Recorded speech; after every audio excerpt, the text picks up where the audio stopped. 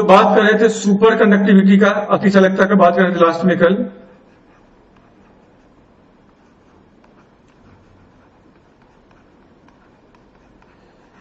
तो जो लोग कल नहीं थे तो आप लोग यहां पे ध्यान रखना कि हम लोग कल लास्ट क्लास में सुपर कंडक्टिविटी का बात किए थे और उसी में उसका हम लोग एप्लीकेशन पे बात करते थे, उसके एप्लीकेशन क्या क्या हो सकता है।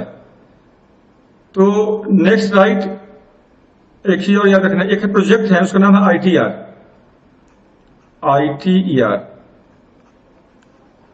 ये इसका नाम है इंटरनेशनल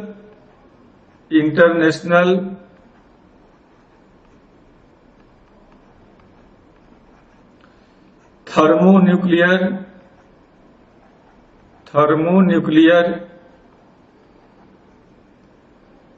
एक्सपेरिमेंटेशन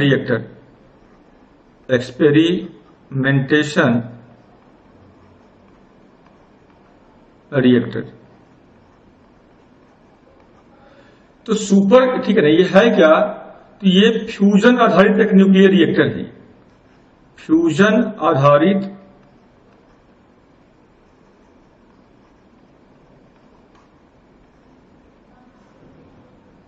परमाणु भट्टी है ये, संलयन पे आधारित परमाणु भट्टी है ये। और इस भट्टी का जो डिजाइन है वो है ऐसे।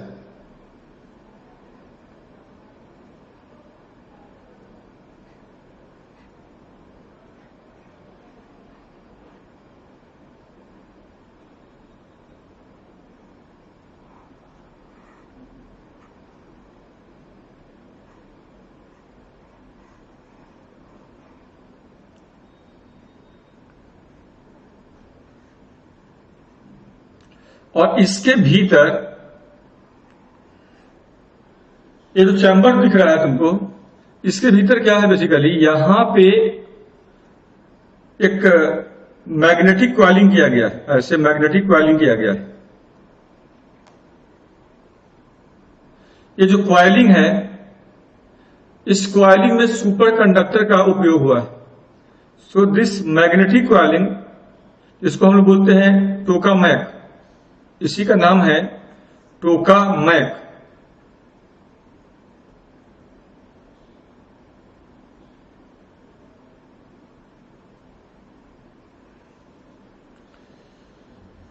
तो अगर हम इसको देखें तो टोकामैक का जो डिजाइनिंग है,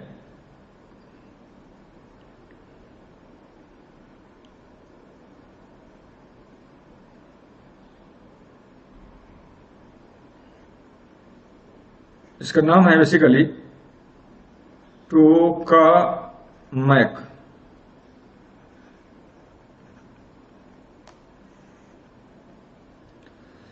इसका डिजाइनिंग किया था रशिया के वैज्ञानिकों ने डिजाइनिंग किया था। और इस टोकामैक का नाम होता है toroidal chamber magnetic coiling. Toroidal chamber magnetic coiling है ये। तो ये जो कॉइल जो बना हुआ है, ये बना हुआ है सुपर कंडक्टर सब्सटेंस का। याद रखना, ये सुपर कंडक्टर का बना हुआ है। तो तुमसे यही सवाल हो सकता है, कभी पूछते कि टोकामैक क्या है बेसिकली। तो ये प्रकार का टॉरस जो शेप है, इस शेप में बना हुआ है ये। और इस टोकामैक में जो कॉइलिंग है, वो कॉइलिंग है बेसिकली किसका? तो याद रखना, सुपर कंडक्टर का। तो ये एक बड़ा सा, चूंकि अभी ये अंडर रिसर्च प्रोजेक्ट है, मतलब इस पर भी काम हो ही रहा है।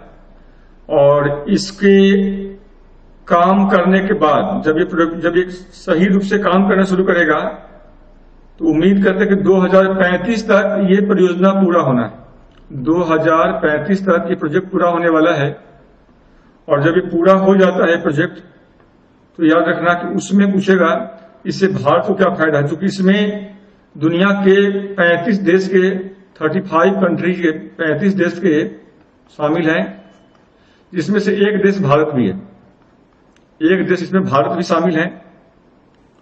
तो सवाल यही पूछेगा यहाँ पे कि इसमें किस सुपर कंडक्टर का यूज किया गया है। इसमें नियोबियम 3, याद रखना नियोबियम 3 जो है इसका उपयोग किया गया है, और इसमें भारत भी शामिल है। तो इतना याद रहेगा। और ये जैसे सूरज के अंदर जो अभिक्रिया होता है सन के भीतर, कि जहां पे हाइड्रोजन आपस में रिएक्ट करता है, हाइड्रोजन रिएक्ट करता है तो बनता है हीलियम, ये कन्वर्ट होता है हीलियम में, और इसी के कारण यहां पे बहुत बड़ा एनर्जी निकलता है। बहुत बड़ा एनर्जी यहां पे निकलता है। तो ये जो एनर्जी निकल रहा है जो सन के भीतर हो रहा है, ठीक वैसा ही अभिक्रिया इस टोकामैक के भीतर कराना है और हमें ऊर्जा को प्राप्त करना है। तो इसको याद रखो आप, याद रहेगा, याद रहेगा हाँ या ना? ठीक है। इसके बाद नेक्स्ट, इसको मैं इरेज कर दूं? सर ये है क्या? मैंने वही मतलब इससे मतलब क्या लिखा है यहाँ पे, फ्यूजन आधारित परमाणु भट्ठी है ये।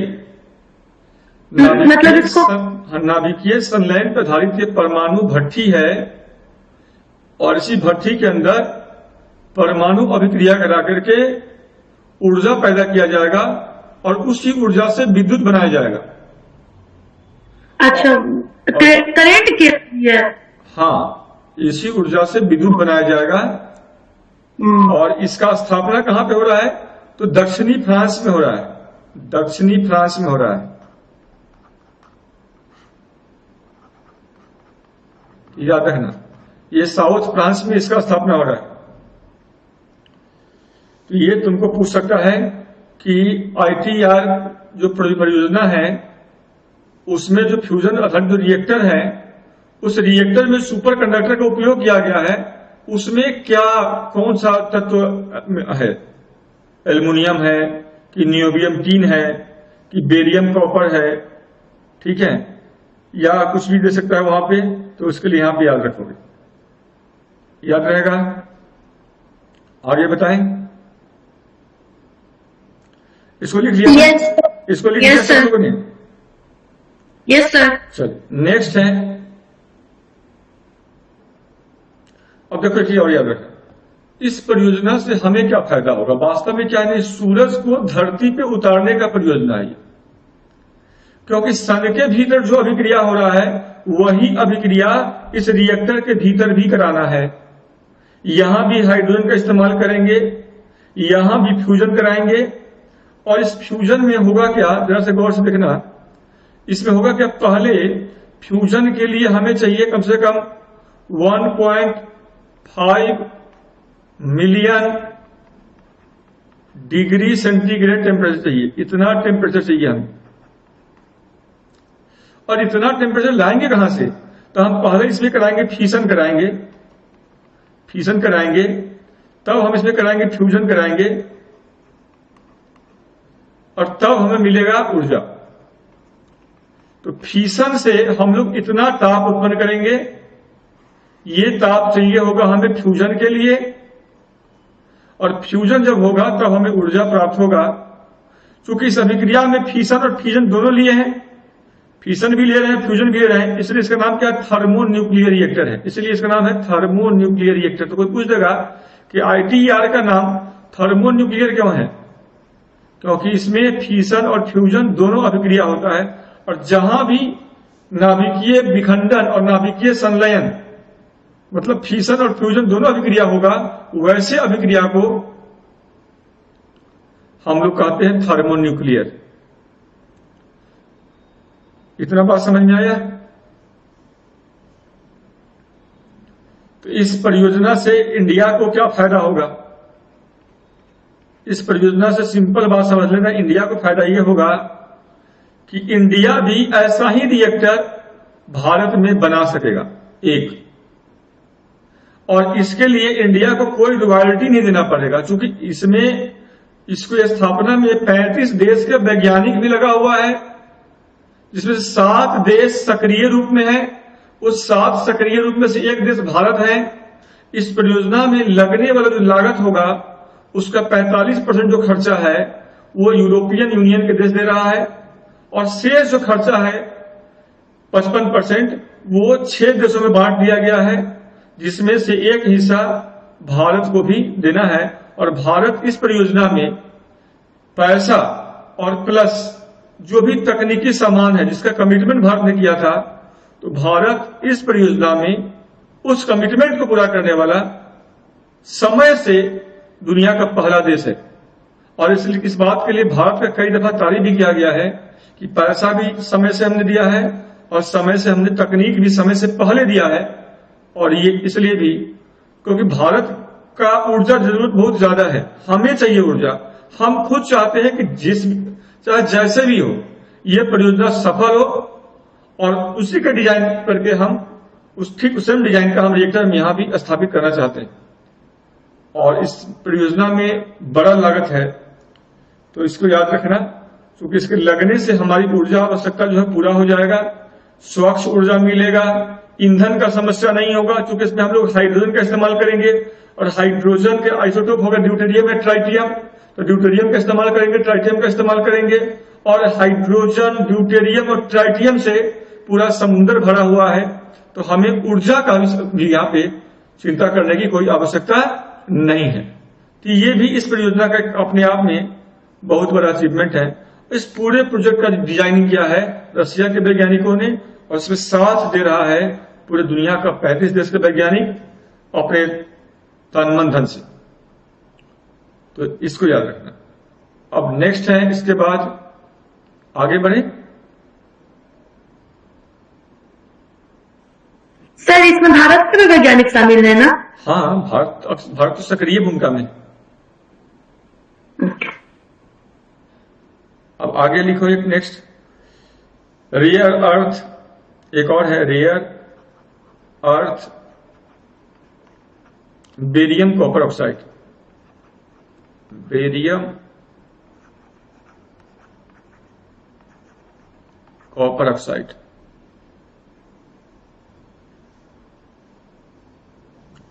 ठीक है, इसको इन शॉर्ट बोलते हैं रेपको, शॉर्ट कहेंगे रेपको।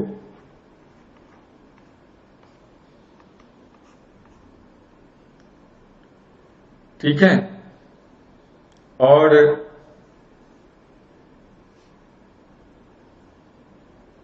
इसका हम लोग उपयोग करेंगे मैग्नेटिक कन्फाइनमेंट में, राइट। इसका उपयोग संलयन रिएक्टर में, संलयन रिएक्टर जो अभी हम जो बात कर रहे थे, संलयन रिएक्टर में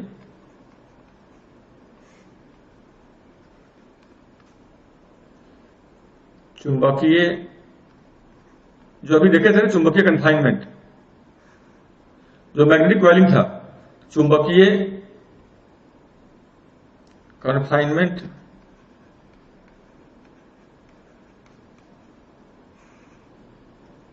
जो ये था इस तरह का, इसको बोलते हैं कन्फाइनमेंट बोलते हैं इसको हम लोग। ये जो स्पेस है इसको बोलते हैं चुंबकीय कन्फाइनमेंट में उपयोग किया जाएगा, में उपयोग किया जाएगा। क्यों उपयोग क्या करेंगे? क्योंकि ताप को सह सके, में उपयोग किया जाएगा। क्योंकि सूरज के इतना अगर ताप पैदा कर रहे हो तो उस ताप को सहने का भी क्षमता हो, क्योंकि 1.5 मिलियन मतलब 15 लाख डिग्री सेंटीग्रेड ताप पैदा करना होगा। तो 15 लाख डिग्री सेंटीग्रेड ताप को सहने का क्षमता, 15 लाख डिग्री सेंटीग्रेड ताप को सहने का क्षमता भी होना चाहिए। इसलिए, और अगर मान लो ये रिएक्टर का विस्फोट हुआ, सपोज करो, तो विस्फोट होगा तो क्या होगा? ये एनर्जी जो है तुरंत, ये जो ताप है तुरंत नीचे डाउन होगा।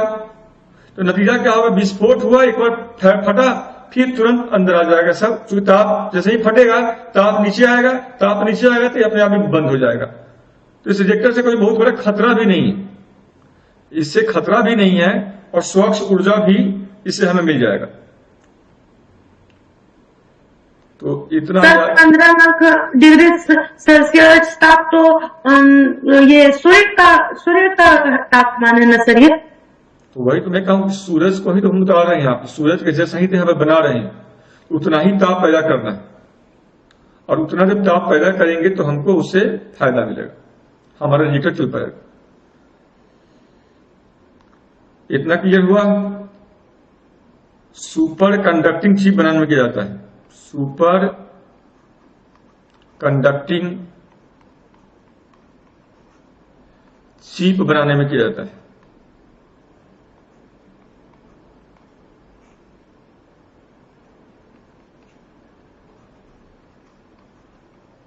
चिप बनाने में किया जाता है। एक लाइन इसको लिख दो और एक लाइन और लिख दो, ठीक है। तो ये जो चिप होगा, इस खास बात क्या होगा, इसका मेमोरी क्षमता बहुत ज्यादा होगा और ये चिप बहुत अच्छे से काम करेगा। और चिप बनाने में दुनिया में सबसे अग्रसर देश का नाम क्या है? ताइवान। ताइवान क्या है? दुनिया का चिप बनाने वाला कैपिटल कह लो, वर्ल्ड कैपिटल है जो चिप बनाने का काम करता है। जैसे आपके मोबाइल में चिप लगा हुआ है, वो चिप हो, लैपटॉप में हो, जहां भी चिप लगता है वो सारे चिप बनाने का काम यही करता है। इसके चिप में जो मटेरियल लगा हुआ है, तो मटेरियल क्या लगा होता है, तो याद रखना, इसमें जो मटेरियल लगा हुआ है, याद रखना, इसमें BSCO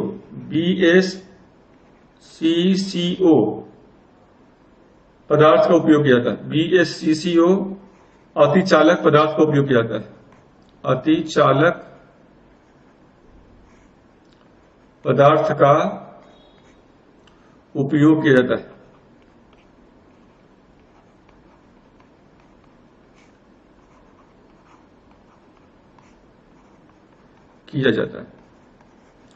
तो BSCO है क्या basically?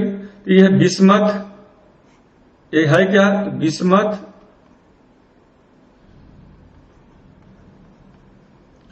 Strontium, calcium, copper oxide ही, copper oxide, bismuth, strontium, calcium, copper oxide, ठीक है ना। कहते हैं ये एक प्रकार का इससे बना हुआ ये सुपर कंडक्टर है, और इसी सुपर कंडक्टर का इस्तेमाल करके चिप बनाते हैं। तो ये प्रकार का बहुत ही कॉम्प्लेक्स एलॉय है, मतलब बहुत ही कॉम्प्लेक्स क्या है, ये मिश्र धातु हो जाता है, और इसका उपयोग करते हम लोग हैं चिप बनाने के लिए।